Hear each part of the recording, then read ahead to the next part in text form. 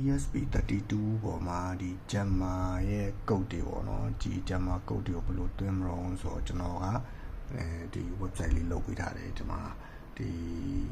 link လေးပေါ့နော် nueyo.github.io/esp ဆိုတာလေးကိုဒီ computer browser လေးဝင်လိုက်ပြီးရင်ဒီကိုရောက်သွားလိမ့်မယ်ရောက်သွားလိမ့်မယ်ဆိုရင်ကျွန်တော်တို့ ESP32 ကိုကျိုးရှိမယ်နော်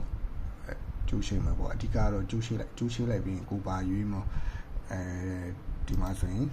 တိုင်တစ်ချောင်းနဲ့ပေါ့နော်သုံးမဲ့ဥစ္စာဒီမှာကျတော့တိုင်တစ်ချောင်းသုံးမဲ့ကောင်းပေါ့နော်ဒီကောင်ကကျတော့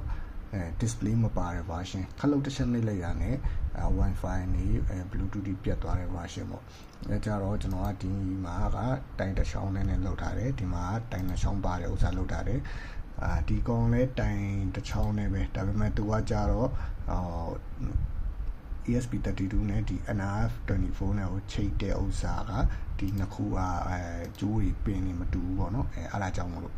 အဲကြတော့ကျွန်တော်တို့ကဒီကောင်တိုင်တစ်ချောင်းနဲ့ကောင်ကိုရေးမယ်ဆိုရင်နှိပ်ထားလိုက်ပြီးရင်ဒီ SCK ဆိုတာ NRF24 ရဲ့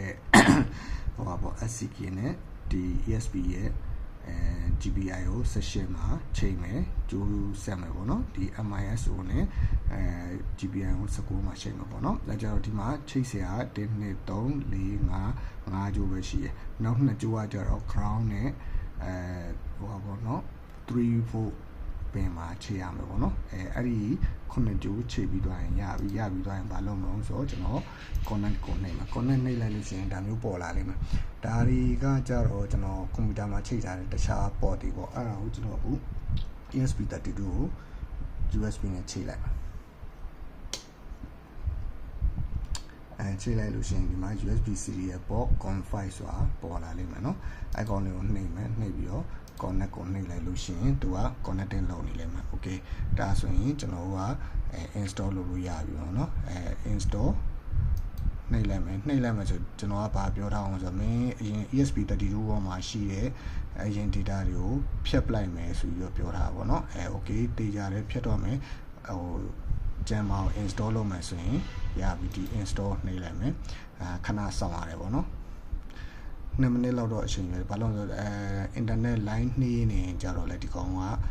ကြာတတ်တယ်ပေါ့နော် file ရတော့တတိလေးပါမြန်ပါတယ် internet line တိတ်မကောင်းလဲမြန်တယ် okay ဒါကတော့သူက download ဆွဲပြီးတော့သူကဟိုပါပေါ့ ESP တွေကိုသူရိုက်ထည့်နေပေါ့နော်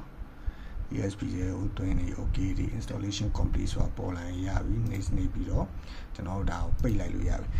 နောက်လည်းကျွန်တော်ဒီ website လေးမှာဒီဟာလေးမှတ်ထားပါတော့ဒီ link လေးကိုမှတ်ထားပါ okay website လေးမှာကျွန်တော်ကြံတဲ့ဟာကြီး update လုပ်ပေးပါမယ်ဟိုဟာကြီးပေါ့diagram တွေပါကျွန်တော်တင်ပေးထားပါမယ်